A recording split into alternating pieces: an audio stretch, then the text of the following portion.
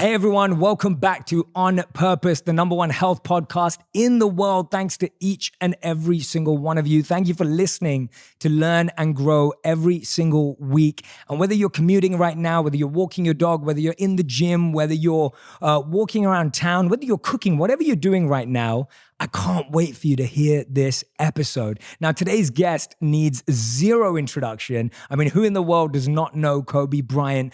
But for the 0.2 people out there that don't know, I wanted to remind you, and for those of us to just recognize how honored I feel right now and how grateful I feel right now to be sitting here with this legend and icon. He's a 5-time NBA champion. He's a 2-time Olympic gold medalist and an 18-time NBA All-Star.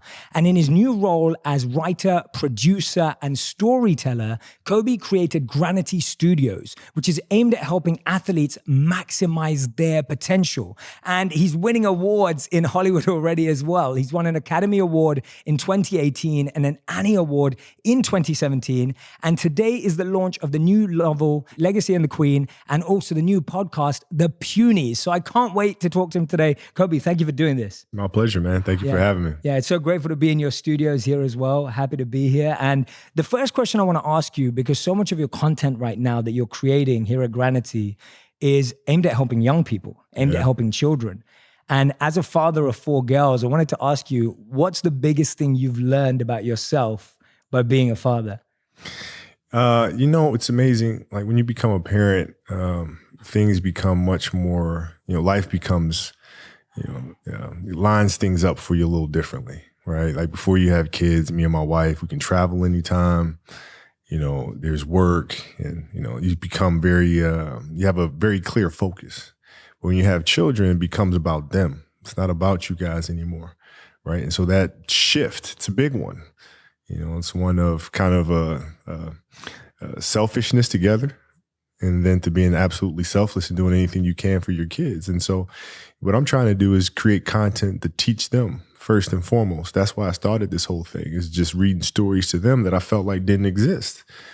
Our kids are athletes and they love reading about princesses and all these fairy tales. And, they get a little sick and tired about the man saving the princess every time. And, the same old stuff, magical wands and all that. My kids are athletes, man. They want to learn about soccer balls and basketballs and volleyballs and, magic that comes from that.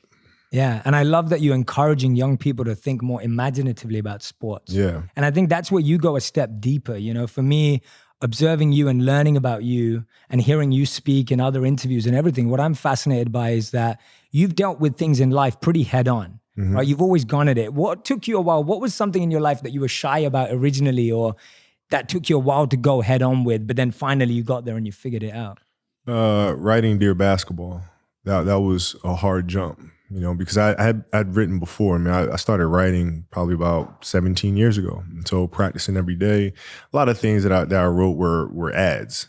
And so when you write an ad, nobody looks up at who wrote the ad, right? You can there's a certain anonymity that comes along with that, right? But writing Dear Basketball was different. It's putting it out there for the world to see. It's trying to create a short film.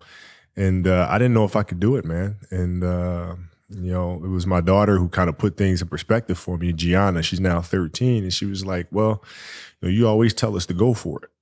So She put you on the spot. Yeah, she put me on the spot. She was like, you going to talk about it? You going to be about it, basically. And, and that gave me the final push. I love that. When you started writing 17 years ago, did you envision that one day you would move into this storytelling space, or was it just something you enjoyed at the time? No, man. It was just something I enjoyed, and I enjoyed writing ads. It was something funny about trying to distill a message down into 30 seconds or a minute, depending on the budget. You know what I mean? Trying to say something important, trying to speak to the brand attributes, but also speak to something that's greater and that has a stronger message, stronger philosophical message. And how do you connect those dots?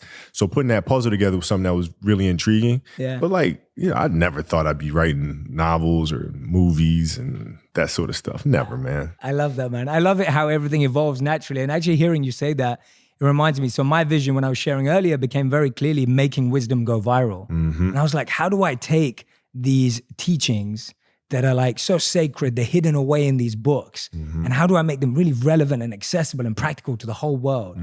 Because I know that anyone can access them. They're universal, right? These teachings can apply to anyone, but sometimes they're just hidden away. And a young person doesn't know how to find them. So that inspires me hearing them. That's beautiful too, because especially in today's world, there's so much clutter. It becomes harder for kids to try to weave through a lot of the crap that's out there to find stuff that's actually beneficial to them. Yeah, I think you reminded me, I think E.O. Wilson said, we're drowning in information, starving for wisdom. Yes, right? Sure. Especially, and that's why I think your work is cutting through, because I think what you've managed to do with your new work is that you're finding ways to connect with what people care about, but you're taking it a step deeper. Yeah. Right? Yeah. You're not just settling for like, let's talk about sports. It's not just about sports. It's about life, right? It's about the metaphor that sports has for life. I mean, sports is the greatest metaphor we have in terms of dealing with life. Because, even if you listen to music will give you guidance, right? That you can then meditate on and think about how you would apply it.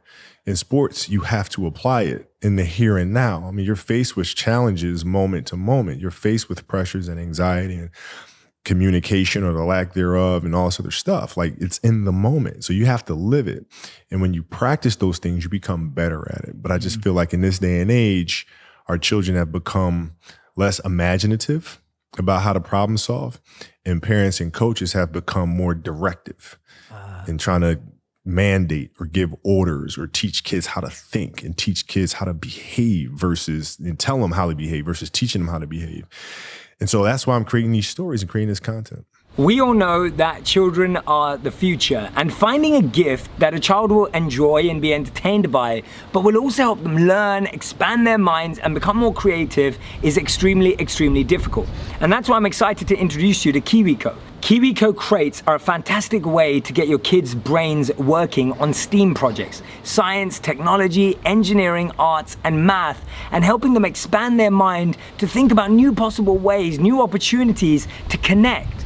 KiwiCo projects inspire children to see themselves as scientists, as artists, as engineers, and that's a healthy image for them to start developing at a young age. They offer a monthly subscription which has delivered millions of hands-on projects. And the amazing thing is they're really encouraging children to think like innovators, to become problem solvers and critical thinkers. These are all great skills, making sure and ensuring that they're going to think about the future in this way and start benefiting our world in amazing ways. I actually ended up seeing one of my cousins and nephews playing with this, and his whole family got involved, and it was such a great bonding experience. This is the best subscription box for kids and is a gift that keeps on giving. It's encouraging children to think creatively, openly, and imaginatively, and it's such a great time to get started. So there's no commitment, you can cancel anytime, and options start as low as $19.95 a month.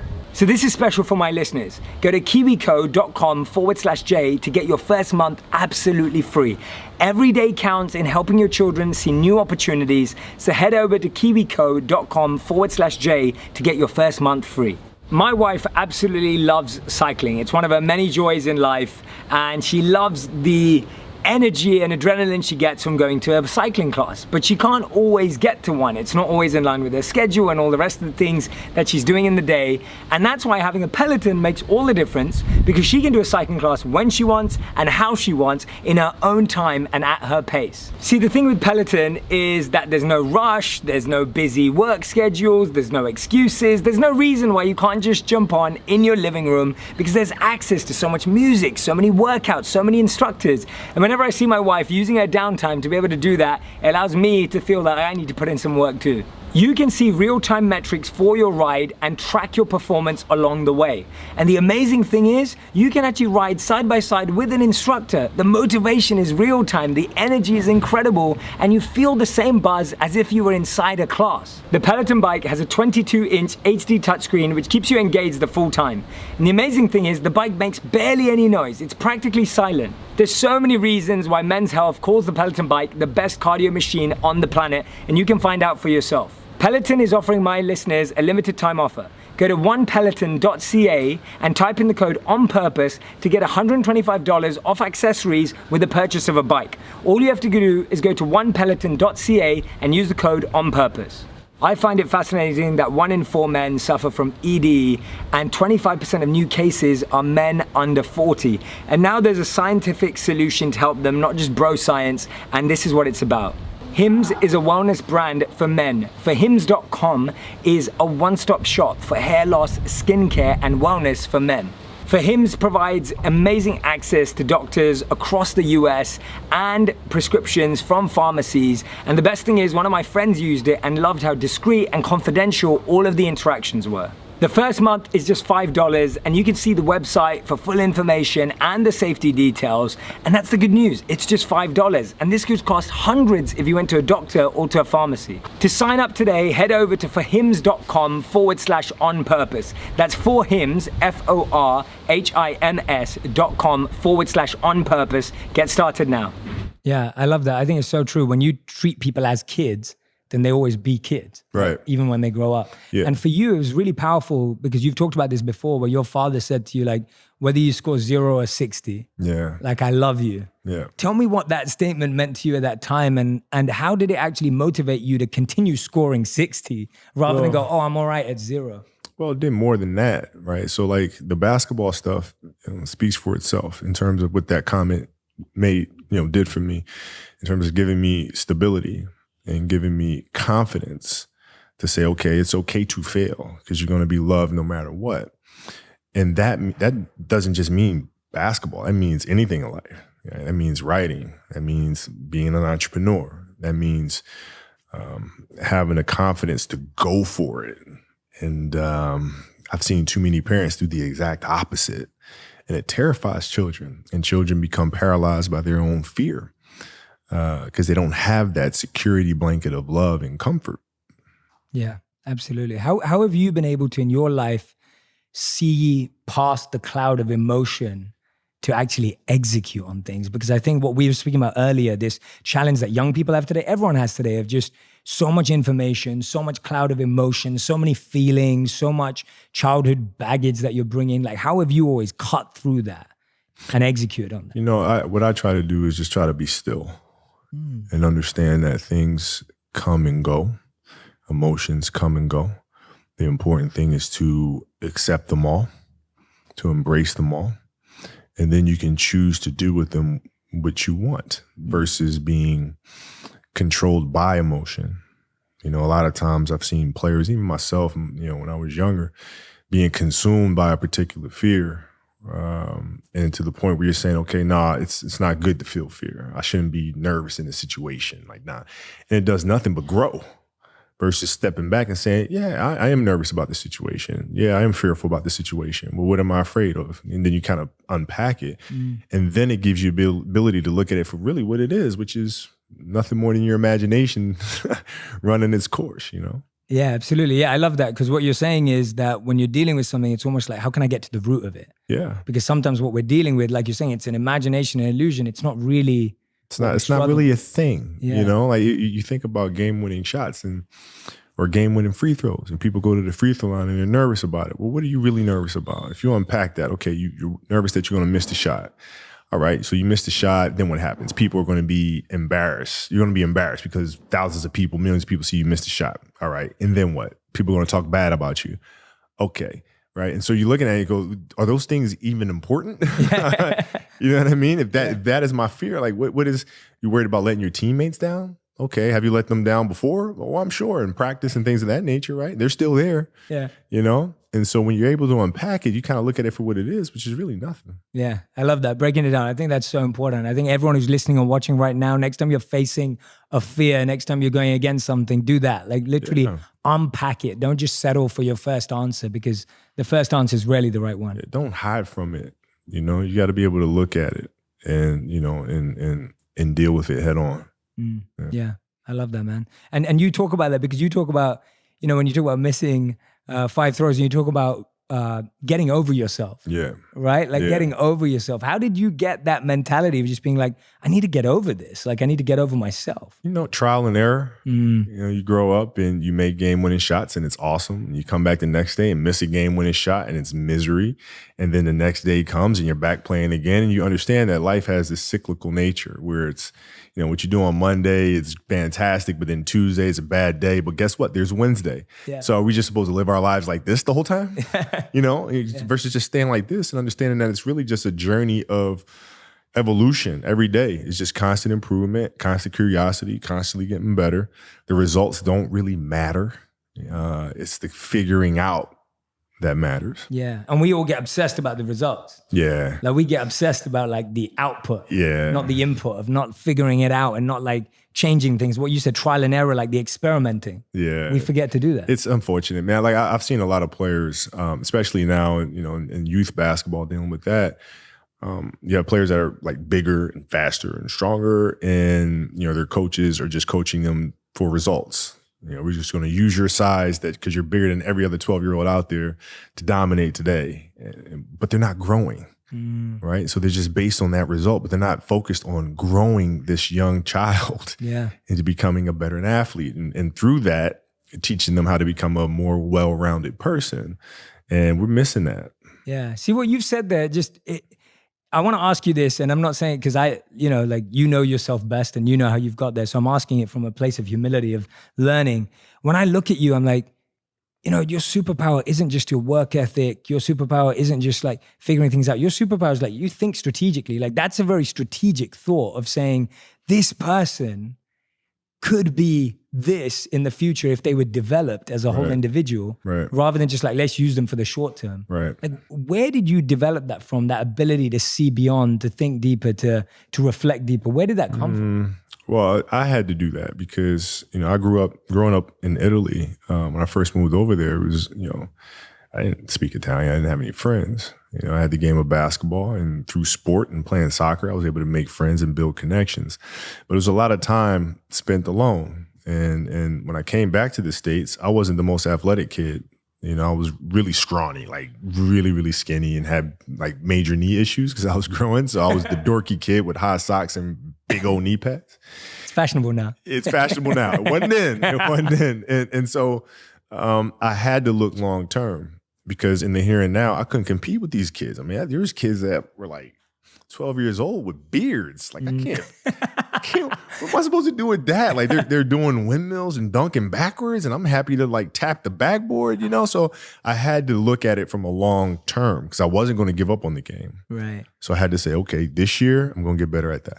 Next year, this, and then so forth and so on. And then patiently, I was able to catch them. Yeah. I love hearing that. Because I think so many of us you believe like when you see people like yourself, it's like, it's so easy as an excuse to ourselves to just be, oh, you're destined for it, right? You were made for it. It's kind of like that kind of, oh yeah, but when you talk about saying, oh, actually, when I started, I didn't have the physicality that meant that I was going to make it. Like you had to figure it out. And I love it. Figure it out, man. It's just piece by piece. And it's the consistency of the work, which I feel like a lot of parents are missing today because we're not teaching that to our kids. We tend to say like kids don't want to do the work, but in reality, it's when we're failing them because we're not leading them the right way and teaching them, how to fish, you know what I mean? And so like the consistency of work, Monday, get better. Tuesday, get better. Wednesday, get better, right? And you do that over a period of time, not like 1 month or 2 months. I mean, it's 3, 4, 5, 6, 7, 8, 9, 10 years. And then you can get to where you want to go. Yeah. I think it was Bill Gates who was talking about that. He talks about how like we overestimate what we can do in 1 year and underestimate what we can do in 10 years. No doubt. Right? Like it's like that, No doubt. I think everyone thinks about it, like, what can I do right now? Like, how can I make it happen? But like with you, I think people always ask you also like, how do you deal with losing or failure? What I'm intrigued by is how someone like you deals with winning. Because you've won again and again. And like I was saying earlier, you won, obviously we know you won in basketball big as an athlete, but you're winning now, even in the work you're doing here as a storyteller, as a producer, right? Yeah. It's amazing to see so many incredible awards coming through. How have you dealt with winning? Like when you win, what goes through your mind to help you to continue winning? Well, it's a little different. Like in basketball, it was different because I expected to win, Like I expected us to win championships. I expected us to win 5. Quite honestly, I expected us to win 8. And so when you have that vision in sports, it's a direct competition. Like I know how hard they're working. I know how hard we're working. I know what their strategy is. I know what ours is, So it's a little different. So when we went in the NBA, it was like, yeah, we expected to do that. but now we're going to come back and we're going to do it again, And so it's that constant, like, all right, you're churning. You win one championship, I'm back in the gym the next day, working, getting ready for the next one. Now, it's different because it's not about the awards. You just wind up trying to create something that's going to inspire someone that hopefully, through that inspiration, they can inspire somebody else. And what I've come to learn as my career went on is that's more significant than any championship. Is how do you connect with somebody that can then connect with another? And then whether the awards come or not, that's for, the Academy Award body to decide. Yeah. But, like for us, it's just to try to create things. The digital world we live in makes selling online very, very easy. But there's one hard part. It's actually getting your orders out. How many of you have struggled with that? It's an expensive process, it's a laborious process. It can be a tough process to actually get your product out to the people who have ordered it online. And that's why ShipStation.com will be your new best friend. My team is always sending out so many different things to members, to my community, and it's so important to me that we send things out easily, cost-effectively, and simply. And ShipStation.com really delivers on all three of those. And it truly doesn't matter what you're selling. ShipStation.com brings everything into one simple user interface and lets you manage it from any device, which makes it even more simpler to track and watch on the go. ShipStation is the #1 choice for online sellers, and you'll ship more in less time and save yourself money as well. You can get started today if you're an On Purpose listener by going to ShipStation.com and using the code PURPOSE. And when you use that code, you don't just get the best rates available, you get 60 days absolutely free. So go to ShipStation.com and use the code PURPOSE at checkout and get 60 days absolutely free. There's absolutely no risk. You can start your free trial without even entering your credit card info. So head over now to ShipStation.com and click on the microphone at the top and use the code PURPOSE at checkout for 60 days free. That's ShipStation.com and use PURPOSE at checkout. I absolutely love recording all of these interviews and all of these podcasts, and that means that it keeps me extremely, extremely busy, which means I don't get the time to go shopping for myself or my home that often. And that's why I love the Box of Awesome from Bespoke Post that I get every single month. It literally feels like my birthday, and now you can experience it too at boxofawesome.com. What I love about it is that I love surprises, and every month I get a new surprise, whether it's a new shirt, whether it's a new weekender bag, or maybe it's one of these useful bathroom kits, whatever it may be. There are so many surprises in store, and the basic premise is that for $50, you end up getting anything up to $70. So you're always getting more than you're putting in, and you get to check it before it gets sent to you, so you can make sure you like everything that's inside the box. To get 20% off your subscription, go to boxofawesome.com and use the code J at checkout for that discount. So that's 20% off when you go to boxofawesome.com and use code J at checkout. Yeah, well, I guess now that's what shifted, that now the intention isn't even expecting to win, it's expecting to change lives. Right. Right? Like your content is really about making a difference and an impact on young people's lives. Sure. Which I think is like the biggest way of winning. I think so. I mean, you're looking at 62% of young children are dropping out of sports, 62%. And they cite the fact that it's not fun anymore. Well, what does that tell them? I mean, that's telling us as grownups are getting in the way. Get out the way. Let these kids be imaginative, which, like in our stories, it's important that, yeah, there's a fantasy nature to it, right? But it's rooted in reality, right? When we have fire-breathing winged horses and things of that nature, those are actual drills that are taking place. We don't have fire-breathing winged horses actually performing that, but we do have ball machines that are spitting balls at tennis players, right? And so all of our stories are all anchored in an element of truth, so that children feel like when they are doing these drills with these ball machines, they can envision maybe it's a fire-breathing winged horse. Yeah, to keep them excited. Yeah, they can envision Gus throwing fireballs at them. Yeah. And even the plays, like when in the Wizenard series, when the basket is opening up and shrinking, these are things that we experience as athletes. Like some days I feel like I can't make a shot, man, and the basket feels like the size of a keyhole. Yeah. And other days it looks like a swimming pool. Yeah. That's magic. And so we root our magic in reality so that when kids experience these things, particularly the failure side of it, they can connect it to one of our stories and say, okay, I've seen this before. I know how to deal with this. Yeah. That's beautiful, man. I love that. That analogy of like feeling the basket bigger or smaller, and like being able to vision that. I can vision it right now. And like, yeah, you're so right. Like some days it looks huge, and I love that. That's such a great way of thinking about it. And I guess so much of this is from your real life vision. Oh yeah. This is like some days I've experienced it. Yeah, but I love that because it's also giving them the permission to say like, be imaginative about this, right? Yes. And that obviously gives so much. I think when we imagine, it changes the reality of, oh, I'm just sitting out here taking shots. Yes. Right? Which can get boring and tiring. It becomes mechanical. Mechanical, that's the right word. Mechanical. Yeah. Like our job is to try to inspire the creativity inside of our children so that they can think through how to problem solve situations. So like, when I coach my daughter's team, it's not about giving them answers. It's about asking them questions and getting them to process things. Right? When the game is being played, I'm not sitting there giving them answers or barking out things on the sideline. I sit down and I'm quiet. My assistant coach sits there and she's quiet. And the kids figure things out for themselves, or they don't. And then they come back and there's always questions. And then you kind of ask them more questions and you help them figure it out. But then you see their level of excitement to practice every day increase because it's a process that they are owning, right? They're not coming to get orders barked at them every day. They're coming for kind of their personal quest to get better. Yeah. And how do your daughters feel about you coaching? I guess that style makes them feel comfortable, but how have you been able to manage that with the pressure of you being there? No, it's no pressure because, it's their process to own. Like I have knowledge, information that I've gained, through playing. So like the little details of things I can teach at a high level. But ultimately it's them.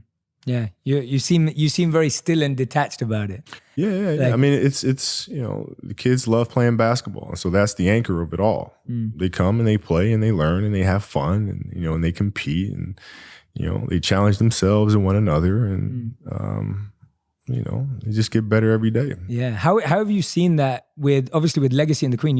You chose tennis. Yeah. Like what was the choice of sports about? I'm intrigued by that. Yeah. Why tennis? Yeah. So like the first novel we did was the Wizenard series. It was important for that to be basketball because I wanted the first story to be one of empathy and compassion. And in team sports, if you don't have that, you can't win. Right. And so it was important to tell the tale of a basketball team dealing with their own personal fears and have those fears and insecurities lead to empathy and compassion for others. Right. And with the second story, I wanted to look more internal, individually, and look at how do you deal with the inner challenges, the kind of the self-negotiation that takes place inside of our own heads. And there was no sport better than that than tennis. There's golf, but tennis, you have more movement, which to me symbolizes life in general because there's a lot going on. Right? There's the elements in tennis that you have to deal with as you deal with in golf, maybe not to the same extent, but they're still there. And then there's the confrontation with the person across the net from you. Yes. Right? As well as the strengths and weaknesses in your own movements and how you feel in your own body. And because of that, it was important for this story to be a tennis story. I love that. That makes complete sense. And give me an example of that self-negotiation. I love that word, and I get that. Can you expand on that a bit? You're out running on a track, working out, and you start talking to yourself, saying, "Man, my knee is really sore right now. Maybe I'm doing too much. Sounds like me. Maybe I need to back off. Man, my lungs are burning. Maybe I can just slow down here. I'll do like an extra 2 sets tomorrow. It'll be okay." Yeah. Right? That sort of stuff. Yes. Like that stuff's dangerous. Yes. And that's when you just got to say, you know what? I'm not negotiating with myself. Yeah. The deal was already made. The deal was made. When I set out at the beginning of the summer and said, this is the training plan I'm doing, I signed that contract with myself. I'm doing it. Throughout that process, you'll start talking to yourself like, man, I think I need to, nope. No, this is non-negotiable. Non-negotiable. Yeah, I love that. And for you, empathy and compassion were things that you'd been through. Like that was personally inspired work. Yeah. When did it come to your awareness that empathy was something missing for you and that you wanted to develop it? I had a teammate that spoke to me and said, "Hey, Cole, I just want to feel like as a teammate, you need me." I was like, well, duh. I can't, like that was my immediate reaction. I was like, dude, yeah, of course. But I had to kind of think about really what he was saying and where that was coming from for him and his story and his journey and what that meant to him. And that opened my eyes to there's a bigger game being played. It's not just basketball, but it's the emotions of each individual and the backstory that they're carrying with them, the baggage that they're carrying with them. And if I really want to be a champion and be a great teammate, I have to understand what those mean to help them become better and in turn help me. Yeah. And do you think this content is going to help all the content you're creating here at Granity? Is that for you to help build better bonds between parents and kids? Like, are you hoping that the podcast, for example, like kids are going to listen to it on the way to school or on the way back? Or like, how are you imagining people consuming the work? Yeah, I mean, I imagine it in different ways, but like ultimately people always figure out a way to do it that's comfortable for them. But like, which is why in everything that we do, we try to create the highest quality of product, right? Like, people will sit down and tell me, they'll say, okay, well, audiobooks, a very small percentage of people listen to audiobooks. We don't really have to invest too much in doing audiobooks. And what? Excuse me? No, because what if that one person just listens to audiobooks? That one family enjoys audiobooks. They have to get the best experience that I could possibly give them. So that means using a London orchestra. That means doing full symphonies. That means having Felicia Rashad read the stories. Like, it means everything. The books themselves. I got this all the time. There's no money in making books, man. Nobody makes money in books. And I'm sorry, you want to make a book with using what material? You want, I'm like, I'm like, yeah, because children matter. So like, I don't know how they're going. I imagine how they're going to be consuming content, but ultimately, it's my responsibility and our responsibility at the studio to make every single thing that we put out the highest quality possible. Yeah. No, I can imagine parents listening to it on the way to school. Yeah. I can imagine listening on the way back or on the way to practice. Sure. Or things like that. Sure. Like, I think it's cool. Well, the Punies for sure. Like the Punies, I was like, when I first made the Punies, we're going to release it in the summer. I think we released it in August. And I think it was August around the same time. But in my mind, I was saying, okay, parents are going to listen to this every Saturday morning because I know I'm in the car driving my kids to soccer games and like, volleyball games and stuff. So parents can listen to this with their kids in the car as they're driving to sporting events. Like that was kind of what I had in my mind. And then when it came out, it's like, teachers were using it more so than anybody in classrooms and doing like classroom reports on the Punies and all sort of stuff. So, never know. It seems like you study life a lot, right? Like when you're talking about all of this imagination, which stems from your own work, like, for example, like when you're dealing with empathy and compassion, it's reflected in the content. When you're going through these visualizations of what could this look like, it goes in the content. You study life a lot. What currently are you studying and what kind of gets your imagination really growing right now? Like what keeps that moving for you?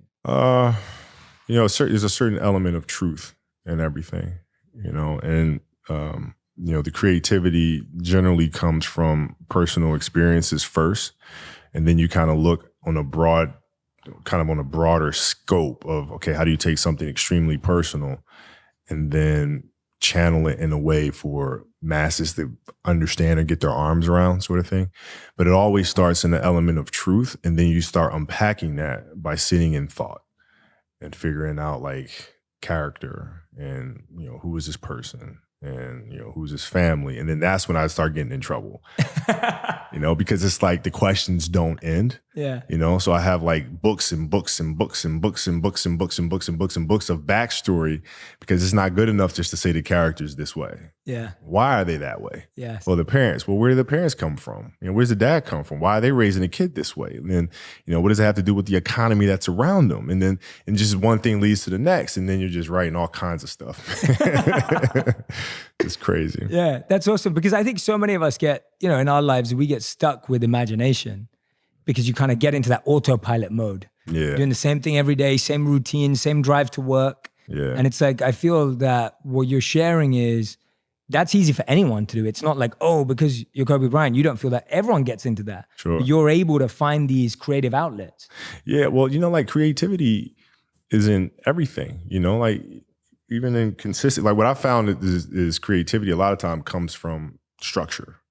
I agree. I'm so glad you said that. Like you have those parameters and the structure, then within that you can be creative. But like if you don't have the structure, you're just aimlessly doing stuff. You're just like, where are you going? So like having a clear structure of understanding, okay, this morning I'm going to, like when I was writing a Wizard Art series and outlining Legacy, I come in the morning, 7 a.m., and I'm there. I'm writing backstory from 7 to 12, then go pick up my kids, and then I come right back and I'm writing again. So like within that structure, my mind when I go to sleep is already like planning of what the next day is going to be, because I know, what it is I have to do. It's that consistency and structure. Yeah, I couldn't agree with you more. I'm writing my first book right now. Oh, wow. And a lot of people have been asking me like, Jay, and I'm like that. I have a very scheduled focus on writing, and people be like, well, how do you find inspiration at that time? What if you're not inspired at that time? And I'm like, no, the structure helps spontaneity. Yeah. Right? It's that consistency that breeds creativity. Well, that's the thing too, is like, people think like you're just kind of mulling along, and all of a sudden, aha, like the show that we have on ESPN now called Detail, basketball, sports breakdown show. That came to me when I was walking around with my wife shopping. Yeah. And I look at a piece of fabric and I'm like, wow, this is really the detail. And this thing is, oh my, detail. That's the name of the show. And then everything came from there. But I had been thinking about a show like that for like a year. Yeah. And I couldn't shake it loose. I'm like, what? I gotta find a sports show that I'm going to do, but can't just be basketball focused, has to be broader. And I want to hear from the best minds in the world. I want to hear from Peyton Manning. I want to hear from, what is it? For like a year. And then all of a sudden, boom. And so people think it just comes out of nowhere. Yeah. You got to like obsess over it for a while, and then it kind of pops loose. Absolutely. Yeah. You had to plant the seed well before to see the fruit. Yeah. And you got to water it all the time, man. Like you got to sit down and watch other shows that are out there, and like, and then ultimately you just find, like when the answer comes to you, it's like, my God, I could have thought of that on the first day. I remember John Williams told me that. He said he'll sit for like 2 months to try to figure out what the melody is. Yeah. And he'll just be playing. He'll be at his piano all day. He'll say the only day he'll take off is Sunday because his wife forces him to take Sundays off. And he'll just be sitting there writing. And then it just comes. Yeah. And he's like, I seriously could have thought of that on the first day. Like, why? It's just so simple. Yeah, absolutely. And that's what people don't realize as well. Like when you go out, then you're shopping with your wife and you see the detail and you're like, okay, that's the show. And then you go back into consistency to create it. Yeah. It's like, it wasn't just like, oh, now I thought of it, I'm just going to throw that idea. It's like, now I'm going back to the drawing board, have the name now, build around it. What I try to do is shoot the idea down and figure out everything that's wrong with the idea. Ooh, okay. Right? This show won't work because, like Detail, for example, is like, this show won't work because it's not for fans. It's for the 1% athlete. Yeah. All right, well, will it be successful? People connect to it? Like, you start unpacking every little thing. How will we shoot it? Can I even get Peyton Manning to do it? Could I get, and you start shooting them down. Same thing with the novels, like characters and plots and stories. Does this make any sense? No. Here's why. Pop, pop, pop, pop, pop, pop, pop, pop, pop, pop, pop. And I felt like that really helps me. Yeah, I like that approach a lot, actually, because I think sometimes, especially right now in the world, we go to the wishful thinking side. Yeah. Like you have the positive vision and you're like, oh, this is how it's going to turn out. Right. And then you ignore the bad stuff. Yeah. Or you ignore the kind of like the potholes or the loopholes because you're just like, oh no, I don't want to focus on the negativity. Yeah. But actually what you're saying is if you're aware of it, of those known unknowns, then you can actually break them down yourself. Well, yeah, it's just like the same thing for any great movie. You have to have the antagonist. Yes.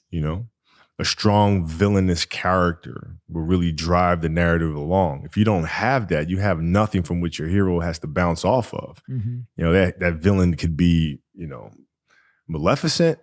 It could be something inside of you. It could be whatever, but you have to have that clear antagonist that's driving the narrative forward. And so in this sense, it's the same thing. You pick apart the negative, and from that, you can then move forward. Absolutely. What I'm loving here right now is that all I'm hearing is like Kobe the storyteller. Like I'm loving it. Like what I feel is like, what I'm hearing about is your obsession and obsessiveness with stories. Yeah. And it's not just like, I'm sharing this, it's like you've really studied stories. Like you've really broken them down and understood it.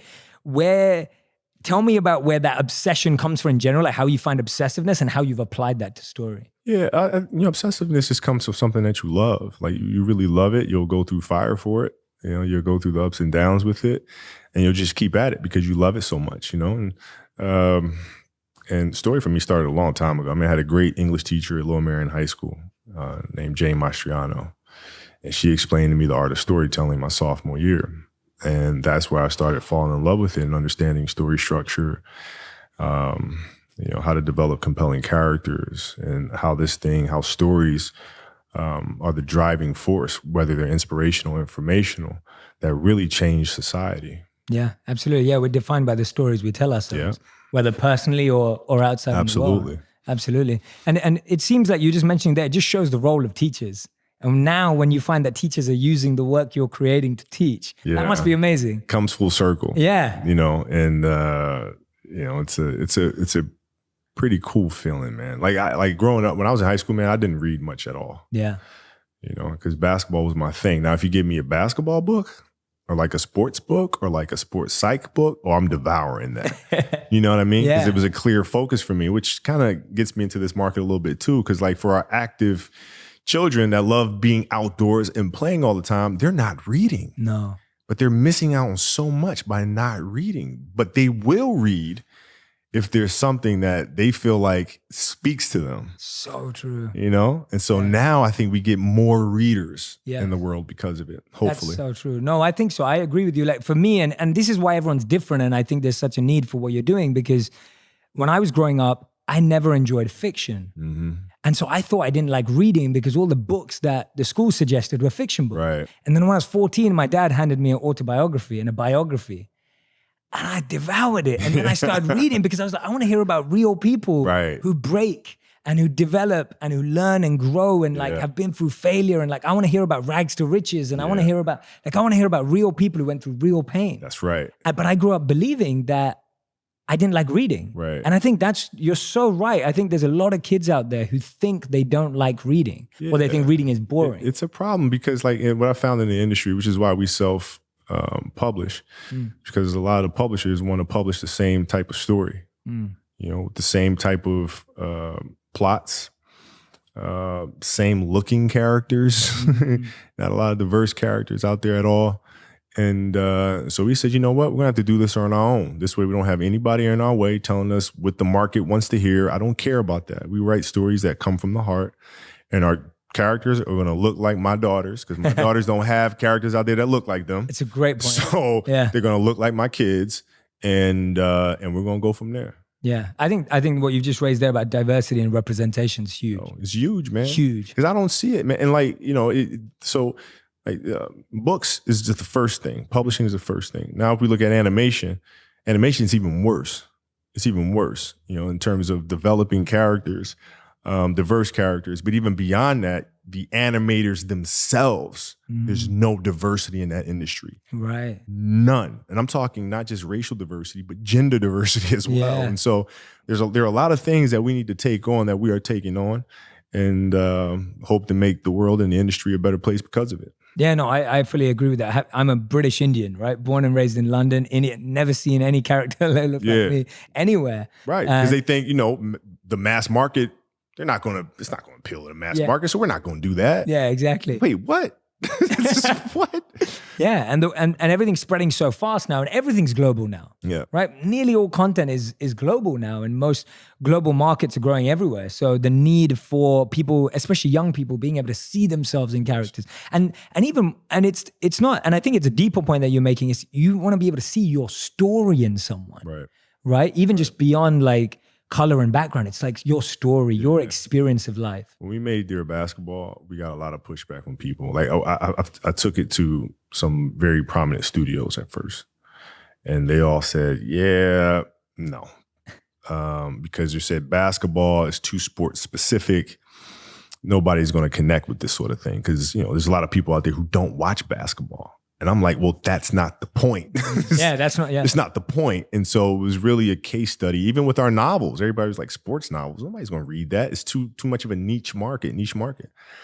I'm like, sports is bigger than that, man. 100%. And so we made Dear Basketball to really prove a point that you don't have to watch basketball at all to connect to the journey of a dream. Yes.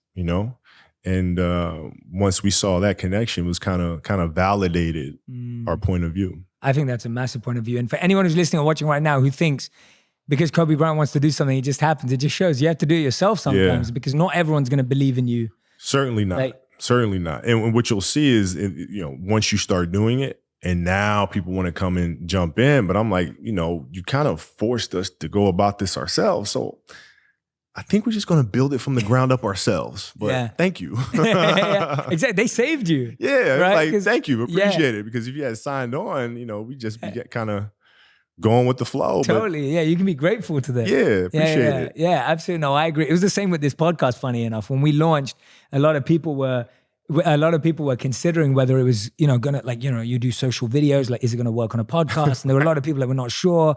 And then we launched some of the biggest podcasts in the world in the health category, which is my world. And it was just like, everyone's just like, oh, interesting. But I'm like, thank you. Yeah. Thank you so much for saying no. And you didn't think it was going to work because now I figured it out myself. Yes. And what you said, it actually builds confidence and validation. Oprah told me this when I first decided to build the studio. And I was asking her how Harpo came to be. And she said, well, when she was doing her deal for the Oprah Winfrey Show, she was re-upping her deal. And actually, the first contract she made, she said, well, don't pay me up front. Just I want to own a percentage of the show. Mm. And so they gave it to her. And now, at the time, there weren't any Black women hosting a daytime talk show, right? So it was really new. And she said, Kobe, if they believed that the show was going to be successful, they wouldn't have given me that. Yeah. They wouldn't have. In their mind, they're thinking, oh, we got to steal. We don't have to pay her. We can take this money and move it over here. This is great. It's going to be a flop or be successful. I don't know. At least we get diversity on TV. It's fine. And all of a sudden it's, we're in trouble. We shouldn't have given it away. Yeah. Opened up Pandora's box, right? So now you come back for the next deal and it's like, you gotta have to give me some more ownership. Yeah. And like, dang it, here. And then ultimately she, came to owning 100% of her show. Yeah, which is amazing. Wow, that's a great story. Yeah, that's fascinating. I think because sometimes when you think that, you're like, oh, they like me. That's why they're giving it. No. Yeah, no. Don't like me, please. Here's an idea. It's terrible. Yeah. I just need you to buy in just a little bit. Yeah, I love that, man. That is awesome. How are you encouraging? Well, you've shared so many stories of your teacher who taught you about storytelling and writing early on. You just shared Oprah's example. You've had so many incredible mentors in your life. We all know about that. Yeah. How are you encouraging young people to find the right mentors, and how can they find the right mentors, even through your work? I guess your work is somewhat mentorship. We try to be, and I think the important thing is research. In the hall here in the office, I have a hall that I call Muse Hall.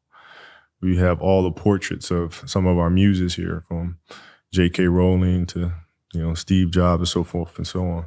And I think it's important to research them.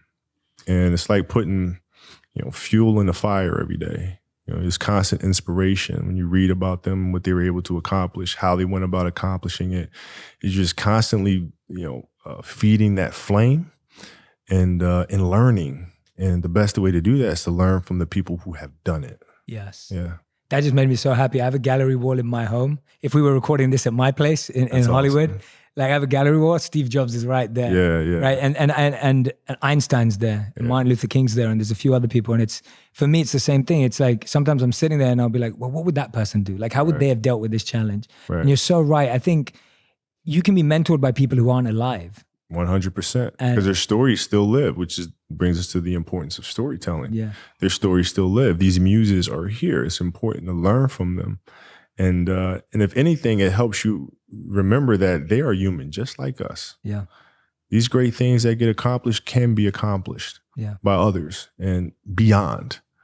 Building Walt Disney Company is not something that people look at and scoff at and go, "Oh, it can't be done." Well, why not? Why not? Yeah. And the more action you take, the more you think is possible. Yeah, because you realize they're people just like us. They make mistakes just like us. And they kept going. Yeah. And we can do the same.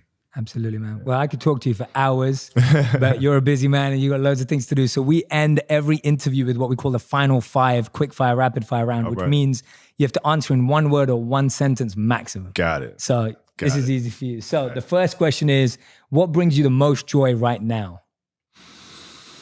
Family. Beautiful. Second, what do you want your girls to think when they hear your name? Daddy. Nice. Number 3, your favorite animated film? Pinocchio. Oh, nice. Oh, I was not expecting that. It's the greatest. Yeah. They made. I mean, they were in a zone when they made that film. Absolutely. Question number 4, the book that's had the biggest impact on you. The Alchemist. Oh, nice. Okay, great. Question number 5, your one message to all storytellers would be? Create from truth. It's beautiful, man. Kobe, thank you so much. Got it, man. This has been an honor, man. Thank you. It's such a beautiful conversation. Thank you for sharing so many gems, so many wisdom pieces. And anyone who's out there right now, I've got the copy of the book right here, Legacy and the Queen. You can go grab it. And you can also listen to the podcast, The Punies, as well right now. So you can go and download that. We'll put the links to both of them in the comment section and in this podcast. So you can go directly there. Kobe, thank you so much for allowing us into your space, man. This was really special. Thank you. I remember this. Thank you, man. Thank you.